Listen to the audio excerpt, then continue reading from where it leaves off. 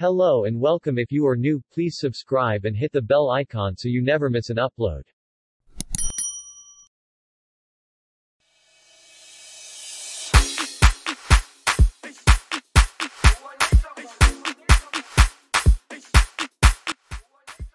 Quahu Media presents Top 10 Best African Jerusalema Dance Challenge. Jerusalema is a song by South African DJ and record producer Master KG featuring South African vocalist Nomchebo. Released on the 29th of November, the upbeat gospel-influenced house song garnered positive response online. A music video soon followed on the 21st of December. The song is a cry for God to take the singer home to his heavenly city Jerusalem. The song went viral after a group of friends in Angola shot a dance video. A second video followed in Portugal, thus sparking a global trend. The song continues to top several charts worldwide and has various remixes, including one with Burma Boy. The Jerusalema Challenge has been done in countless countries, not only in Africa but also globally. Here is a list of the best top 10 Jerusalema Challenge dances in Africa.